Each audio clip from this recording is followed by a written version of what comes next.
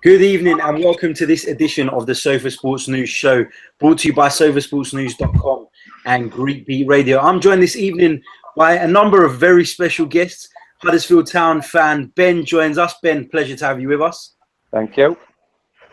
We're also joined by the host of the Gooner Eagle Eye show on YouTube, Mr. Chris. How you doing, my friend? What's up? What's up? Yeah, you good? All good, man. Pleasure to have you with us as well. And two of our regulars, Kiri, who's sitting next to me. Kiri, how you doing? I'm good after the other day. We would be. And Mr. Andrew, how you doing, Ange? Yeah, we're good. We're good. Good, good. Glad to hear it. Right, we're going to kick off this week's show with our Your View section. At the top of each show, we put out a question to the listeners and give you a chance to have your say on the topic. This week's question is, were the powers that be at Arsenal Football Club correct to offer Arsene Wenger a 2-year contract extension? Guys, I just want a quick fire yes or no answer for the time being, and we're going to come back to this one. Andrew, were Arsenal right to offer Wenger a 2-year extension? Yes, 100%. Chris? Hell no. Kiri? No. Oh, we got two no's. Ben, what about yourself? You're a neutral in the matter. No. No? Okay. Right. So let's park that one for a minute because we're gonna turn our attentions to something else before we get into the whole Wenger debate. Obviously, Huddersfield Town beat Reading in a dramatic penalty shootout in the Championship playoff final on Monday to reach the top flight for the first time since 1972. Huddersfield's rise to the Premier League as a club with a playing budget of less than 12 million is pretty remarkable. Ben, everyone involved with the club must be on cloud 9 at the moment. Just can't even describe to you. It's not even like sunk in. I don't think it will until I see the fixture list come out. I can't even begin to put into words. Like I have seen things in football that you Arsenal fans would never appreciate. Losing 4-0 at Macclesfield Town, 6-2 at Scunthorpe. It's just insane what's happened. It's absolutely insane. What's been the key to Huddersfield Town's success this year? The manager and the owner getting the manager in. Last season, we started with Chris Powell as a manager. The crowds were down. The crowds were disinterested. The players were disinterested. And the owner, who was like a self-made millionaire fan, just went in a completely different direction. Got this guy nobody had ever heard of over from Borussia Dortmund too. And even though last season the results never really even picked up too much, I think we finished 19th or 17th last season. Everybody was on side with the new guy, and it got some players in, especially loan players over the summer. And it just took off like a rocket. We started really well. We went to Newcastle, first away game. Jamie Redknapp on his Super Six predicted us to lose 6-0. And we turned Newcastle. Yeah. That's Jamie Redknapp for you. Over 2-1. And Mr. from that moment on, it just took off. It really did. Good, good. I mean, if I told you last season that you'd be preparing for Premiership football now, what would you have said? I asked when you sent me this question earlier, I asked my mates, and they all said they'd say you were on drugs and stuff like that. But I always think, well, Blackpool did it, and Stoke did it, and they're still doing it, and Swansea did it. And I would not have said we were going to get promoted, especially when Villa were splashing silly money about, and Chef Wednesday was splashing silly money about. But I expected us to do better than I think a lot of people thought we would. I didn't think we'd get promoted. I didn't think we'd get promoted even when we got in the playoffs. But I thought we'd have a good season by our standards. But yeah, I wouldn't have said we'd be looking forward to playing Man United and Liverpool. No. How do you see Huddersfield getting on next season? Do you think it's just a case of survival, or do you think they can achieve more than that? Well, everybody said we'd only survived in the Championship, but we went up. So I think if you go into a season like maybe we did with Chris Powell and Mark Robbins, if you go into a season with like a tourist mentality, thinking, "Oh, we can't compete here," I think you'll get done. If you go there with the attitude we went in this season, that there's no limits, then I don't know. I think our style of football will surprise a lot of Premiership teams. We won't be going with 10 men behind the ball and looking for a corner. We'll go 2 up front and an attacking midfielder with 2 wingers every single game, home and away. I'll almost guarantee you that now. And Swansea have proven that you can play good football and stay there. So I think we might surprise a few teams again next season. Where do you feel Huddersfield need to strengthen in terms of positions to give themselves the best chance of staying in the Premier League? Definitely up front. We got in the playoffs with a minus goal difference. Scoring goals is definitely our weak point. So we definitely need somebody who can put the ball in the net. Fair enough. How good of a manager is David Wagner? Just because a lot of people that listen to our show tend to, we've got quite a big audience in the States. And so I'm sure the Premier League is at the forefront of what they watch week in and week out. But for those who don't know too much about the Championship and what David Wagner has achieved, how good a manager is he? I can't even point to words how good a manager is. What he has transformed our team into is just... can't even describe to you how good a job he has done with us. He's phenomenal. He seems like a really top bloke as well. I love him. Not else to say about him. And for our listeners, like I said, don't really follow the Championship and haven't done over the last few months, who would you say are your key men and the ones people should be looking out for? I think it would be really harsh to single any one player out. We've used squad rotation for the first time ever in Huddersfield this season. And every single player, including some that last season people would have been more than happy to get rid of, have stepped in and really stepped up. It would be really harsh to single out a single name, but I know that's what you want me to do. So I would probably say that the man that everyone would like at their club would be Aaron Moy, who is on loan from Manchester City. Okay. So exciting times ahead for you guys. I'm sure you're looking forward to the new season. Will you be going down to the stadium much and watching Huddersfield next year? Yeah. I've already got my season ticket before we knew if we'd gone up or not. So, yeah, I'm looking forward to seeing Arsenal, Chelsea, Man United, Bournemouth, all coming down. Good. Glad to hear it. Ben, absolute pleasure having you with us. I know you've got a holiday to pack for, so we'll let you get on. Yeah. But it's been a pleasure. Thank you very much for joining us. Thanks a lot, guys. Cheers. Bye. Cheers. That was Ben, our friend from Huddersfield. As you can tell, he's over the moon with the way their season's gone. And how can you blame him, to be honest? Right, let's move on to this week's juicy topic. The spotlight's been on Arsenal Football Club once again, having won a record 13th FA Cup. All of the talk was around Arsene Wenger's contract situation. The boss became the most successful manager in FA Cup history. No doubt a fantastic achievement. But let's go back to the your view question. Chris, you said that Arsenal were wrong to give Arsene Wenger a contract extension. Do you want to tell us a little bit about why? It was the perfect send-off.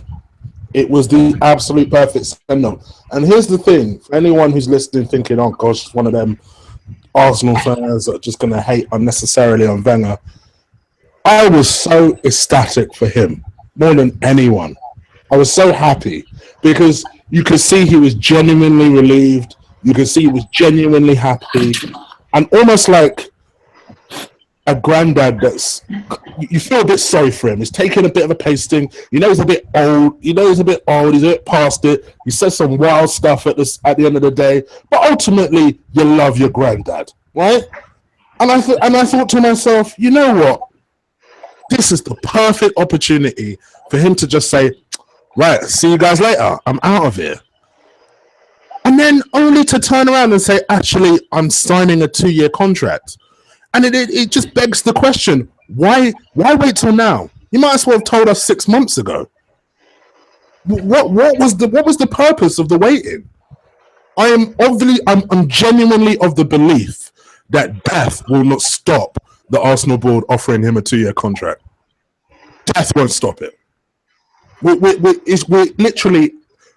We're waiting for him to just one day say, all right, enough is enough. Because I think the board have no backup plan. They have no side plan. Their number one plan is always to give Wenger a new contract. And it is so disheartening. So disheartening. Before we turn to the other side of the argument, Kiri, you also said that Arsenal made the wrong decision by extending Arsene Wenger's contract. Do you want to tell us a little bit about your thoughts on the situation? Well, everyone who knows me knows that I love Wenger. I've got so much respect and admiration for him. But do I think we need a change? I do think we need a change. The reason I said no, they're wrong to give him a new contract is because I think he's left it too late now to leave. And I think 1 year would have been okay. I think 2 years is too much. So you would have been happy for him to stay on the basis of a 1-year contract, yes. But not two? Not Two's two. Too much. Two's too much for me. But 1 year is fine. Andrew, you're on the opposite side of the fence. You was pretty pleased to see Wenger sign and stay on for another 2 years. You want to tell us why? Yeah. First thing, I was completely Wenger out before, and I said when the semi-final draw came out for the FA Cup, we all thought we were going to lose to either City or Chelsea. I thought if he can pull off the miracle or the impossible and beat both those teams by changing his tactics or changing something in the team, then he deserves to stay.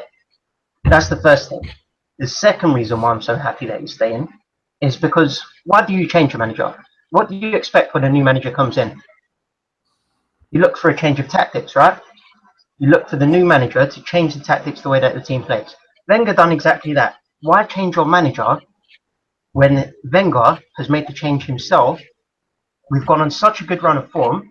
We've not only won a trophy in 2 games that we didn't think that were possible to win before, but not only that, we're in such good form, we're ready to kick on next season. And if you think that we've played against Manchester United, all right, Spurs we lost to, but we've played Manchester United, Spurs, Chelsea, Manchester City, and we've come through that run with so many points or so many wins. How can you say that Wenger is tactically naive and he's stubborn when he made the change and has improved the team over the last 10 games? Sorry. When did he make the change, mate?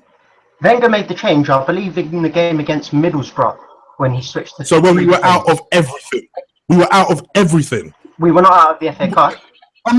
A more tactically astute manager would think to himself, you know what? It's not working after Man City and Everton. I don't want to completely lose this title race. Title race, mind you. Not a top 4, title race. Let me make the change sooner. He doesn't get a pass because he loses back-to-back games, and then everyone is in arms, and he thinks, oh, maybe I should go 3 at the back. About 10 games too late. Oh, I'm sorry. I just had to interrupt there. Yeah, I don't think it's as simple as going to 3 at the back. I think our system of 3 at the back is way different to Chelsea's and Tottenham. First thing, we play a very different style, which allows runners from midfield. We get Ramsey forward in the box, where Chelsea play with 2 holding midfield players. So number one is his own tactic that he's come up with, and it's not a copycat. Quite similar, but it's not a copycat. It is different. So I don't agree with that. I also think that who is coming in now that is better than Arsene Wenger as a manager? Who is going to come in this season? If nobody was available, Arsene Wenger ahead of a bunch of inexperienced managers in smaller leagues, who are you going to take for the next couple of years? Do you really believe that if the job of Arsenal Football Club came up, that nobody major would apply for it? Do you really believe that? Major, how many managers are better than Arsene Wenger? We're talking about somebody who's been a whole season. What, you mean managers that actually win stuff? You mean managers that win stuff? Wenger's won 3 trophies in 4 years. Can I just... With an average team. Let me just interrupt you both here, because Andrew, you're saying that Wenger's made the change himself, and that means we don't need a change. Chris, you're saying that he made the change too late. The fact is that Arsene Wenger, in my opinion, so let me get this out there. Those who listen to the show regularly will know that I want change. I do want change. But at the same token, I'm not one of these Arsenal fans that will sit there moaning about him week in, week out. You know, Arsene Wenger has signed a 2-year contract and will be our manager for the next 2 years, whether I like it or not. So I'm going to get behind our manager and support a team like I believe every supporter should. Now, Andrew, I accept your point around who's going to come in. It's very easy to say get Wenger out, but will Max Allegri leave a club where he's competing in Champions League finals and winning titles year after year to come? Will Diego Simeone come? Possibly not. There's possibly a bigger job out there for him. But the fundamental problem at Arsenal comes from above Arsene Wenger. And nobody would want to work under this board. You know, this is a club that is raking in money week in, week out, but simply will not spend the same sort of money that that Chelsea or Manchester City would spend. So is this job as big as we think it is? We're Arsenal fans. Of course we think it's the biggest club and the greatest club around. But in reality, what divine right do we have to win Premier League titles? Mate, honestly, we underappreciate how big this job is. And we only underappreciate it because of how long Wenger's been in there for. Mark my words, if that job was, who knows, maybe by some miracle in 10 years' time, we can finally get rid of this old man, right? And when we manage to do that, maybe, just maybe, you'll see how many people are shortlisted and the type of names and the caliber of names that are linked with it. This job is not just one of the biggest jobs in the Premier League, one of the biggest football jobs in the world. I am utterly convinced of that. I agree with you. I think you look at it, Arsenal are a big club, biggest club in London, one of the biggest cities in the world, rich history, great tradition. Like there's so much foundation to go and build on now that I think a lot of managers around the world would jump at the chance to manage Arsenal Football Club. I agree with Harry around the world looking for this job. I agree with Harry as well, though, that the problem is it's above Arsene Wenger as well with the board. That might be the reason why managers wouldn't want to come to Arsenal, is to work with them. That is the only problem. Whether managers want to come to Arsenal or not, looking around Europe, the only ones that I wanted would have been Allegri or Simeone. If none of those two are available, where are you going to go? Even Real Madrid and Barcelona have got managers that are inexperienced or managers that are not so big name, not as high profile as Arsene Wenger. Arsene Wenger is quite high on that list. And I guarantee if he was to leave Arsenal this summer, and one of them's only in the Champions League final. He's only done and won in the Champions League final and won the Liga. But like you say, inexperienced and unproven. Who was that, sorry? One of those managers is only in the Champions League final and won La Liga, but like you say, inexperienced and unproven. You don't know until you take that risk, until you take that chance. And that's what frustrates me about the board and frustrates me about fans like you. When I respect your opinion, don't get me wrong, but what I don't understand is this fear. It's this fear of, I'd rather stick with Wenger than take a risk. I'd rather stand still than take a chance. I've never been about that type of thought process. And you're right about what you guys say about the board. The board are a problem. Having said that, let's just be real here. It's a lot easier to replace a manager than it is a board. I think it's a waste of time when people start protesting about a board. They're really going to look at your protest and think, yeah, I'm going to sell up a money-making business. I think it's a waste of time. Whereas a manager, you can at least try to put pressure in that situation. And you're right with what you say. We are stuck with what we're stuck with. The news only came out 2 days ago. The season's over. So for at least a week or so, I'm going to be pissed and then I'm just going to get over it. I have to because I'm an Arsenal fan. Ultimately, I'm going to back the man no matter what. But going back to your original question, was it the correct decision? Hell no. Hell no. The funny thing is as well, you can look at it from two ways. Like, you think the last 4 years, we've won 3 FA Cups. Incredible. But then you look at the other hand and you look at our league form over the years. You look at our European form over the years, and it's been really, really bad. So that is one of the reasons why you think he doesn't deserve it. Let me just stop you there, though. You guys you know, you complain about our European record, and I am as frustrated as anybody that we can't seem to get past the round of 16. But let's be realistic. We keep coming up against the likes of Bayern Munich, Barcelona, who can go out and spend 70, 80 million pounds even, and go and get the top players in the game. These clubs have the top players in the game. Arsenal Football Club are not willing to do that. Arsenal Football Club will tell you that they are willing to spend money. Yeah. And they are, to an extent, that they'll only go and sign your 30, 35 million. Let me ask you something, though. You're correct. Who makes that decision? That is not Arsene Wenger. That is not. We don't know, to be fair.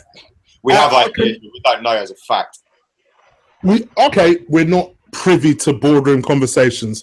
I think it's pretty safe to say, judging by the way the man operates, that is Wenger's cool. If Wenger said, let's just put it 3-4 years ago when we were after Suarez. If Wenger said, right, I need you to get me that player, do whatever it takes, then leave the room. Are you telling me that Suarez wouldn't be an Arsenal player? Never. Never. It would have happened. Chris, I accept what you're saying, but I think it's you're speculating that is what happened. You know, that Arsene Wenger was the one that made that stupid bid, and that Arsene Wenger is the one that doesn't want to spend the money. We don't actually know that as a fact. What my issue is with a lot of Arsenal fans is that, you know, we've got this negative attitude towards our club, towards our own team, towards our own manager, and I don't think that is helpful. I've been at the Emirates many times this season when a player gives the ball away, and everyone's up in arms. Oh, for God's sake! It's always been like that as well. It's always been like that, but it's not right. But it's like that at every football club. It's like that every football club. It's really not. It's like that at every football club. Not to that extent, where our manager on the last game of the season at home felt that he couldn't do the lap of honour. I agree. That was bad. That was bad. That was bang out of order. Yeah. Chris, I listened to your show. Guys, check out Chris's show. Chris, tell us what's the name of the show on YouTube. Gooner Eagle Eye. Just type it. You'll see my ugly mug come up. Gooner Eagle Eye. That's it. Check it out, guys. Chris does some fantastic shows on there. Definitely worth catching. Chris, I listened to the one that you done after the contract announcement, and I picked out a few comments, not necessarily from yourself, but from guests that you had. And I want to bring these comments up, not because I want to have a go at anyone or I disrespect anyone's opinions, but I just want to highlight some of the comments because I think this type of comment is part of the problem at Arsenal. I even know the comment your comments you're gonna say, but go on. I picked out a few. So, Wenger is a nasty, egotistical cunt. Is that would be one? Pardon? I knew that would be one. Right. And to be fair to that particular person, right? He feels the way he feels because he's got to the point where, and I quote, and this was also on the show, I've actually come to the point where I hate the man. Now, I don't feel that way personally. Could you say that helps? I don't know. Maybe it doesn't. I don't like the idea that the man couldn't do a lap of honor. I don't like that. You heard me describe him as a granddad figure earlier, and I still feel like that because I don't hate him. I personally don't hate him. But I hate the fact that we can't seem to progress without him. Whether that's the board's decision, which I think it partly is, whether that's his decision, it feels like we can't progress without him. And I don't like that. We've literally turned, like the title of my video says, we've literally turned into Arsenal FC. And I don't like that. Yeah, that feels uncomfortable to me. That's a fair enough point. And like I said, I'm not disrespecting anyone's opinions here at Sofa Sports News. That's what we're all about. We're about debating each other's opinions. But just another couple of comments. My heart has been ripped out of my chest when I heard that Wenger signed. The constant defending of Tony Adams' comments. I think Tony Adams has been bang out of order. This is a manager who led him to 2 doubles and prolonged his playing career by 3 or 4 seasons. That is bang out of order. It's disrespectful. And to stoop that low just to sell your book, I think is pathetic. Constant negativity around our team and our club is just not helpful. You know, but that by the same token, I don't like people also throwing barbs at one of our most successful captains ever.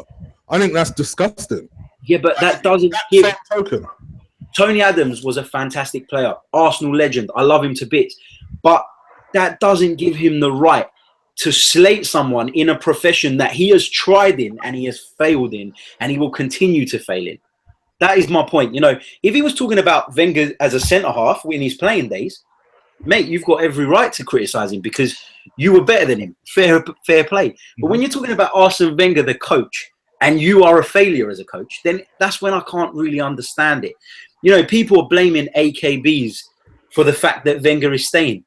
Do you genuinely believe that the AKBs... I don't think it has anything to do with AKBs. AKBs are just a megaphone of his... Yeah, Chris, I'm not saying that you personally believe that. I'm saying from Arsenal podcasts and shows that I see and hear and watch, you know, people are always blaming the people that defend Wenger, and that's the reason that he's staying. Well, Stan Kroenke doesn't give a shit what we think. Stan Kroenke cares about the financial... I mean, anyone who thinks it's AK... Sorry, I keep interrupting. Anyone who thinks it's AKBs who have got Wenger the job is deluded. It's not AKBs that got the man the job or got... Ultimately, they're going to do what they're going to do. Like you say, Stan Kroenke... do you think he cares whether you're for him or against him? He couldn't give a rat's ass. The man's barely in the country. That's right, exactly. That's my point.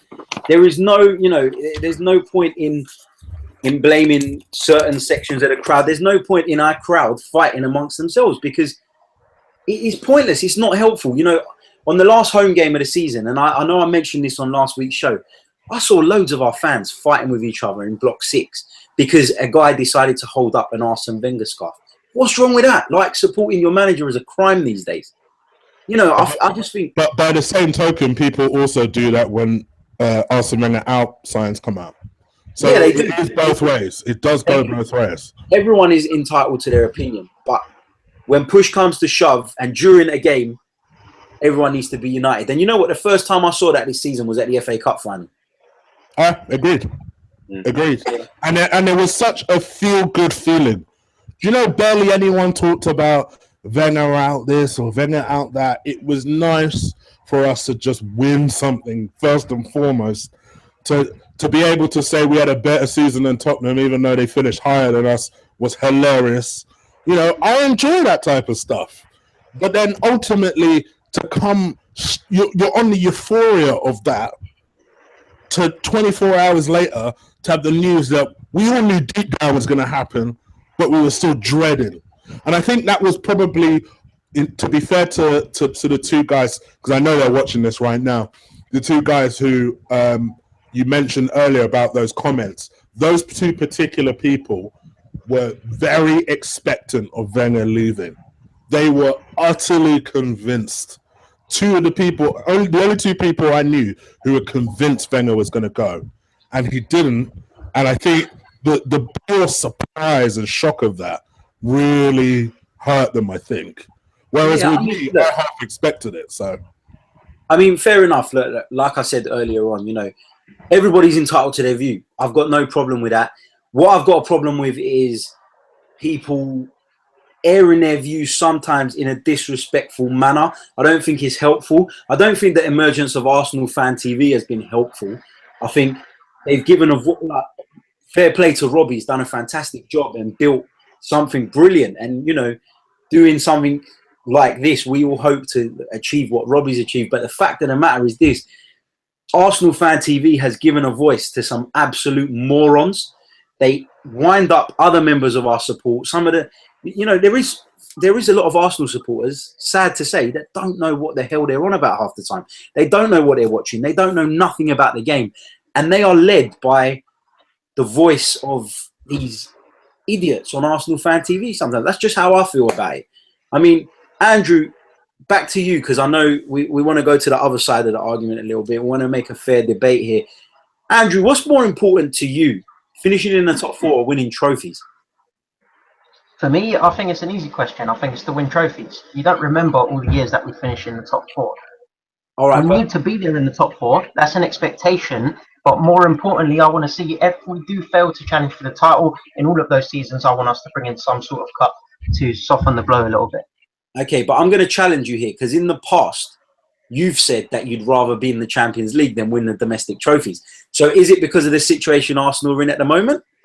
Is that? It's because we've been in the Champions League so many times.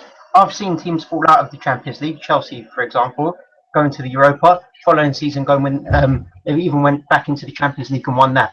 They've dropped out, finishing 10th, round 10th in the league, gone back and won the league title. It's not the end of the world anymore. Falling out of the Champions League for one season doesn't mean anything. You can get back in there. We're still a big football club. 1 out of 20, it's not a problem. So I'll take the FA Cup this season. Chris, what about yourself? What would you rather see Arsenal qualify for the Champions League or win domestic trophies?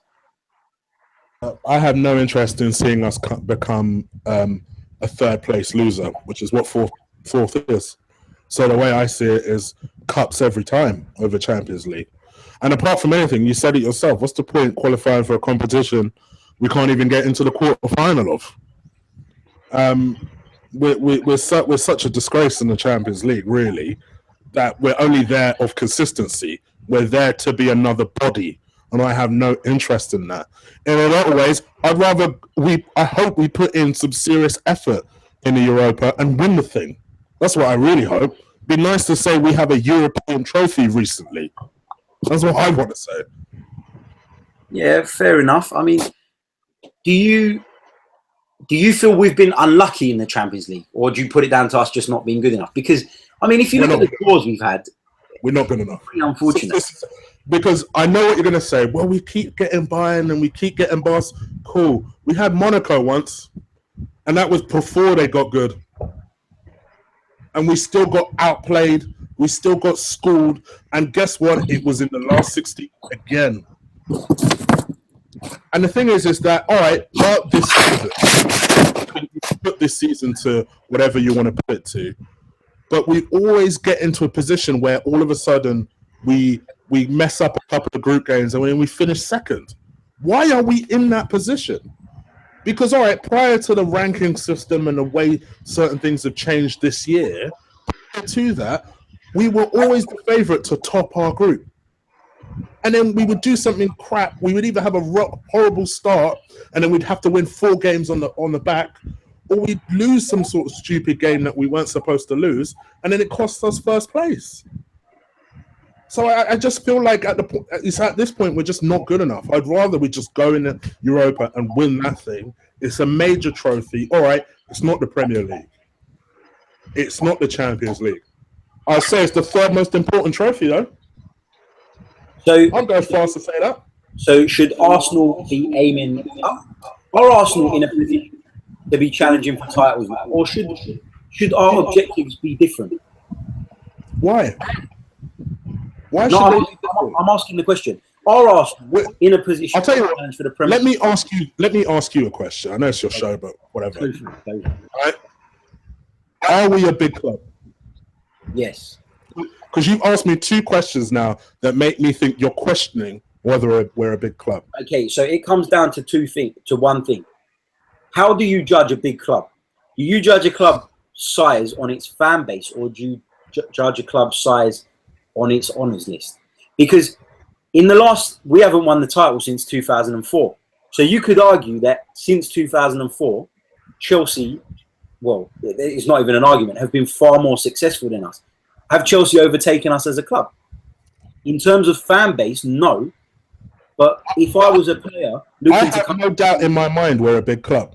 But I'm asking you if you think that. I think we are a big club. I also think Liverpool are a big club. But we should be challenging for the league. Liverpool should be challenging for the league.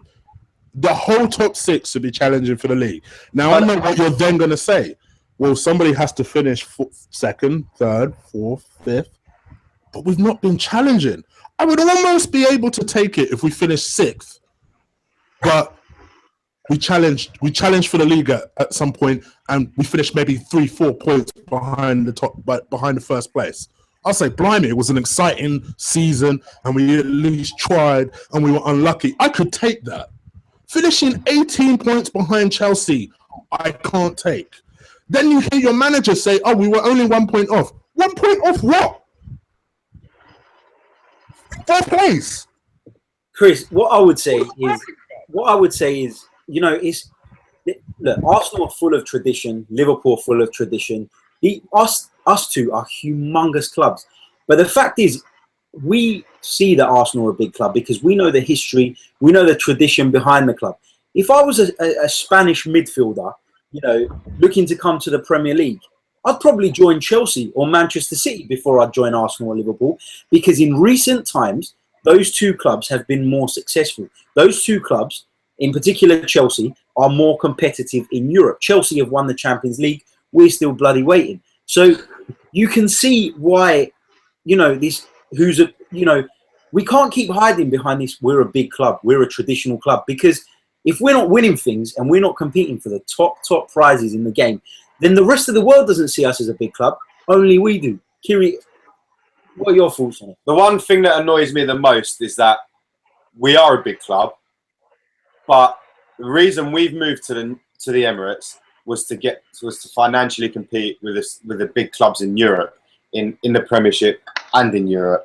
Wenger done a great job paying off that stadium, and now 3 or 4 years ago, that club absolutely shits money, and there's so much capability there to go to that next level and compete with them, and they don't do it. That is what's frustrating for me. But is the capability there? Yes. Can Arsenal Football Club spend £80 million on one player, like Barcelona can, like Real Madrid can, like Manchester United can? Can Arsenal do that? The thing is, though, is that if you look at this summer, 100%. Look at this summer coming up, how many? I personally think we don't actually need that much. I think we might need 2 or 3 players in certain positions.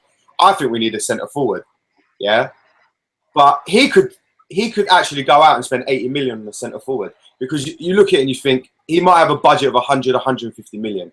So you could go and spend 80 million on a big name centre forward if there was a big name centre forward available, and you could, and then you still got enough money left to go and buy 1 or 2 other players. Arsenal, you don't. That's the thing, Kiri. Arsenal are obsessed with being self-sustaining. This self-sustaining model. Arsenal probably could go and lay down £80 million and get a player, but can they pay his wages every week? Can they compete with the wages that Chelsea and Manchester City can pay? Can I ask you a follow-up on that then? Go for it. Given that you've just said we're self-sustaining, let me ask you all a question, all of you. Who would you sell in order to finance a summer spending spree? Because Wenger has come out himself and has said that the squad is heavy. And in my mind, I'm like, well, no shit, Sherlock. So who would you sell in order to buy players? So for me, I'll start off with this one. For me, I don't believe that we have an issue with transfer fees. I believe we have an issue when it comes to wages. The problem is at Arsenal that we don't actually have that big of assets anymore, because you can say Sanchez and Ozil are assets, but they're in the last years of their contract, which means their values automatically dip. It's the likes of Theo Walcott, in my opinion, Aaron Ramsey. Aaron Ramsey was fantastic in the cup final, but let's be realistic. He hasn't cut it for the last couple of seasons. These players, I'm totally with you there. Yep. These players are on big wages. Oxlade-Chamberlain, Matteo Debuchy is actually on a pretty good wage as well. Now, these players are on big wages, and we can't get them. They won't leave, because if Liverpool wanted Theo Walcott, for example, Liverpool ain't going to pay him what we're paying him. They're not stupid. So the problem is that our wage bill is overloaded with average players. If you get rid of 2 or 3 of those to finance 1 star. I hear what you're saying, but you're giving me a politician's answer right now. Forget who would buy him. Who would you sell? Who would I sell? So I'd get rid of Theo Walcott tomorrow. Theo Walcott, Alex Oxlade-Chamberlain, Aaron Ramsey. I'd sell Ospina on, because he's obviously not going to be happy. You would sell the Ox. You would sell him. Well, the Ox has been part of a team that is not achieving anything. Alex Oxlade-Chamberlain, if he wasn't, and I'll say this about Alex Oxlade-Chamberlain, Kieran Gibbs, Jack Wilshere, he's another one I'd sell, by the way. If they weren't, I agree with that. If they weren't British players, they wouldn't get the time of day at Arsenal. Our fans stick behind them because they're British. An Arsenal fan likes to see a British player thrive at the club. But in actual fact, these players are not good enough. The Ox, bruv. I want to say this now.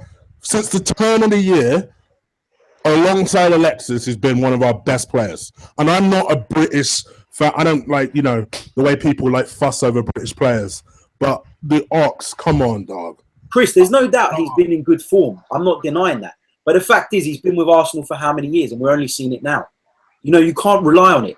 Yeah, but he's just benefited from a change of position, I think. It's only the change of position, the change of formation, playing as a wing back suits him, and that's it. He's got no product. He's not going to cut it as a winger at Arsenal. Oh, I must admit, I completely disagree with you two on that one. I disagree as well. I wouldn't sell Oxlade-Chamberlain. I'll try and keep him at the club. Can somebody tell me how many goals Oxlade-Chamberlain has? I've been very critical of Oxlade-Chamberlain in the past, but I think this season, even before the change, there was an improvement there. Even before the tactical change, since we've gone to 3 at the back and played right wing back, left wing back on Saturday in the cup final. He played centre midfield. I thought he was one of our best centre midfielders since the turn of the year. I'd be disappointed to see Ox go in the summer. If you asked me a year ago, should we get rid of Theo Walker, I would have said yes. The only reason I maybe might try and keep him for another year is I think it'd be very useful to have in the Europa League next season. See, I'd sell him because of what my man just said about his value. I think people will jump at him because he scored a lot of goals. They won't know how crap he actually is. So I think we could get good money for him. At the end of the day, if there was a good offer on the table to sell him this summer, I'd sell him. But I don't think it'd be the end of the world to keep him for the reason I think it'd be a good player to have in the Europa League squad next season. In terms of your Kieran Gibbs, your Debussys, your Jenkinsons, your Spinas, there's a big list there of players that probably will go in the summer, and that frees it up. 100%. Wages wise, and there's going to be a lot of money there as well. Maybe not a lot of money, but a decent amount. Andrew, who would you sell? I would sell Theo Walcott, 100%. Oxlade would be a possible one, depending on how much money you're going to get for him. If a big offer came in, I'd get rid of him because, again, I think he doesn't produce anything. He gives you a lot of work. He gives you all of that. His best season at Arsenal, he scored 6 goals. Plays on the wing. 6 goals in his best season. Some seasons he scores 2 goals, so that's not good enough. Other than that, I'd consider maybe Ramsey again, only if it's big money. But I think Ramsey does have something there. So it's the smaller players. It's the Kieran Gibbs, your Debussy, Theo Walcott. I'd consider getting rid of one of our strikers, Giroud or Welbeck, and trying to replace one of them with a big name goal scorer up there. Okay, moving on to who you'd like to see come in. Chris, we'll start with you on this one. Who do you think Arsenal, right, maybe not specific names, but where would you like to see Arsenal strengthen in order to make this title challenge that Wenger claims we're going to? I'll give you some specific names. You know me, I don't shy away from these things. I don't understand why we're not in the conversation for Southampton defender that I always butcher his surnames. Van Dijk. Van Dijk. I always say Van Hooydonk for some reason. So I don't understand why we're not in that conversation. I know he's 50 million. Don't tell me Wenger does not have this money. So that I personally, I'll give you a controversial one of someone who I'd sell. Koscielny. I'd sell him. I really would. You know what, Chris? I actually agree with you. In all the years that Arsenal haven't been able to defend, Koscielny has been a vital part of that. And he is a good centre-back, but he's not the world-class great centre-back that's make him out to be. So while he's still got some value, I wouldn't be totally against selling him as well. So I think I would love to see us get a central defender to replace Koscielny if I was going to sell him, and then a world-class striker. If we can somehow, by some miracle, hold on to Alexis, I'm less fussed about holding on to Ozil, but I'd like to see us do it. We need a world-class striker to complement them. So whether that is a Lacazette, whether that's an Aubameyang, I'd like to see someone like that come in. If you're selling Ospina, which I don't disagree with, I don't really rate Pickford as much as other people, but I'd love to see someone like a Butland come in to challenge Cech, because I think Cech could really do with some challenge like that. What about the prospect of Wojciech Szczesny coming back? Well, people keep telling. I must confess, I don't watch Italian football as much as I do Spanish football, for example. But so I can't tell you how he's been performing. But people keep telling me how amazing he's been. And if I've always liked Szczesny. Szczesny would be a world-class goalkeeper if he could concentrate for 90 minutes. Unfortunately, he can't concentrate for 90 minutes, so hence why you get your clangers. If he's cut that out, I'm happy to have him back. Happy to have him back. And apparently he has cut that out. Apparently he's been one of the best goalkeepers in that league, which if that's the case, fantastic. No problem. I'll have him back. Fair enough. Kiri, where would you like to see us strengthen? Well, providing the likes of Alexis Sanchez and Mesut Ozil stay, I think I'd like to see a right back come in as a backup, as a squad player. I'd like to see another central midfielder, and I'd like to see a centre forward, at least. Andrew, what position? I would say, again, same positions. Centre forward, I would say Aubameyang. A central midfielder, but less of a priority. So I would go main priorities, centre forward and centre back. By the way, quick, sorry, Coquelin's another one I would get rid of in the summer. Oh, yes. He won't burst about the door if it was up to me. Agreed. What is it with Coquelin? Because when he came in, we all loved him. Is it because we just didn't have another player of that mold? Is that what it is? Maybe. You're desperate for him, and all of us glorified him as a result. But he's not an intelligent footballer. I've always said that although El Nene has faults, he's a much more intelligent footballer. I'd rather have him in the squad. Much more calm as well. Yeah. Yeah. Back to the original question, guys, whether the board were right to give Wenger an extension. We had some comments in our Facebook group today, so I'm just going to pick out a couple of those. It was quite a close vote, actually. Surprisingly, more people voted that it was the right decision to extend the contract. And funnily enough, the majority of people who voted that were not Arsenal fans. Yeah, Spurs fans. So it's quite... No, they weren't. They weren't even Spurs fans. Big shot. They weren't even Spurs fans. So quite a few of them are Arsenal fans. We've got a couple of Spurs fans and they're Chelsea fans. But it's interesting to get a perspective from outside of the club sometimes. Mario says, as I've said before, the board have done nothing to create any changes. I'm watching this space to see where the club will go from here. Mike says, I think it was time for a change. Still do, but the board made the decision and followed it up with promises. Unless they fulfill them and back Wenger in the transfer market, this will all be in vain.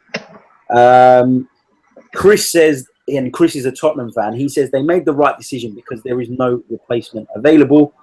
Tazel, who's a big Arsenal fan, says he's changed the formation, so I'm hoping he can make changes to the squad too. If he doesn't, then I don't feel he deserved the new contract. But if he does at least try it and change it, then I can't really be too upset with him. Dan DeLuca, Spurs fan, one of our podcasters, he says simply, of course not. So mixed reactions, mixed reactions here. Guys, don't forget, obviously, you can tweet us your opinions at SofaSportsNews_, or you can post your comments in the Facebook group, the Football Fan Network. Don't forget, this show will be available to download as a podcast on iTunes, SoundCloud, TuneIn, and Stitcher from midnight tonight. If you're listening live now, we want to hear your thoughts, but if you're listening to the podcast, it's never too late. We still want to hear your views later on. Just before we wrap up the show, Chris, absolute pleasure having you on, special guest from Gooner Eagle Eye. Tell us a little bit about your show. Tell people where they can find it, what you guys do, and a bit about yourselves. Yeah, so I kind of started my channel about 18 months ago. Not as anything really. To be honest, I started it because I'm sick of boring my mates in WhatsApp, like just continuously arguing with them about football. Although, let me just get my views out there. And people seem to have liked it. People seem to gravitate towards it. I tend to have a lot of panel kind of people on here, very similar to this. Generally Arsenal fans, but I've occasionally had the likes of Man United fans and someone very well, and Stel. I've had people like Robbie Richmond on there, who's a Liverpool fan. So I like to mix it up every now and again. I tend to have very big characters because that's what people want to see. They want to see us arguing and shouting over each other and being confrontational. But it's all good. It's all banter. It's all life.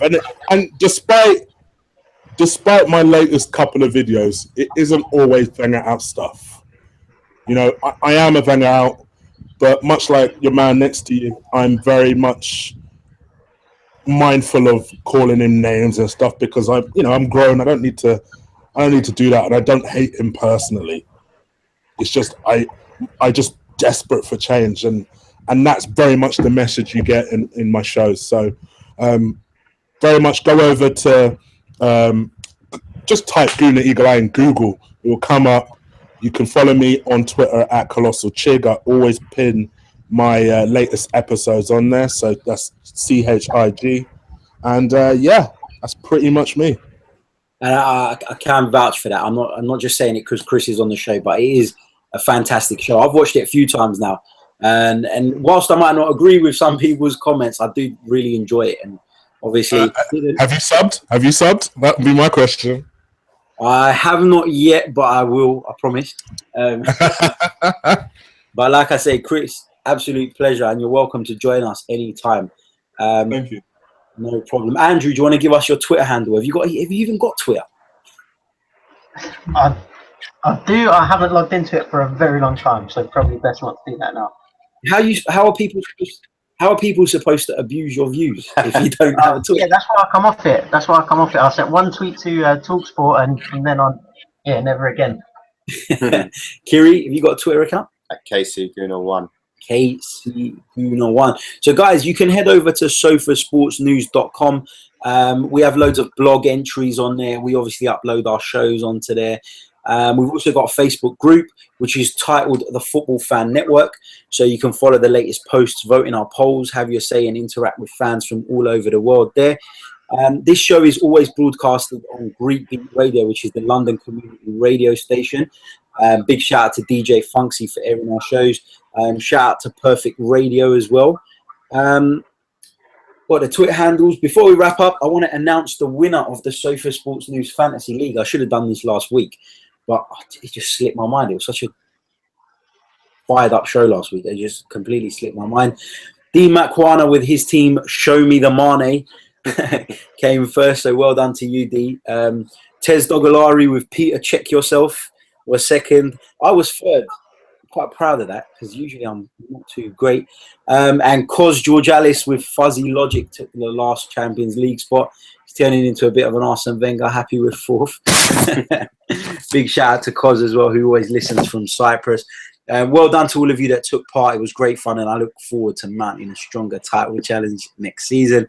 Coming up this week as well, after the Champions League final, so on Sunday night, we'll be having a special review show with European sports journalist Jonas Yeva. Big thank you to all our partners for their continued support. Greek Beat Radio, TagPay, Still at Shoot the Defense, Elite Editorial Services, Devise Watches, Perfect Radio, Nick Tanner Events, Gooner Eagle Eye. Make sure you check them out. And make sure you leave us a review on iTunes. Hit subscribe on iTunes. And yeah, that's pretty much it. One last thing, actually. I was looking at our SoundCloud stats, actually, this week. We had almost 8,000 listens on SoundCloud on last week's show. Just on SoundCloud, that is. So I'm absolutely over the moon with that. I want to say thank you to everyone who listened, everyone who shares it about. And, you know, in total, across all platforms, we had over 15K listens on last week's show. So it's unbelievable stats and couldn't be more proud of that. Out to our listeners in Chicago, South Dakota, Richardson, Texas, Denver, Phoenix, Arizona, Las Vegas, Paris, Jakarta in Indonesia, Montreal, Singapore, and many, many more. Chris, thank you so much for joining us. Hope you enjoyed your time on Sofa Sports News. Yeah, it's been good, actually. Really good. You must have me back on soon. Definitely will. Andrew, thank you as well. Thank you as always. All right, it's been good. And Kiri, thank you very much. No worries, Harry. That's all, folks. So stay tuned. Check out our Facebook page, Sofa Sports News, for more information on shows coming up. Guys, good night. See you later, guys.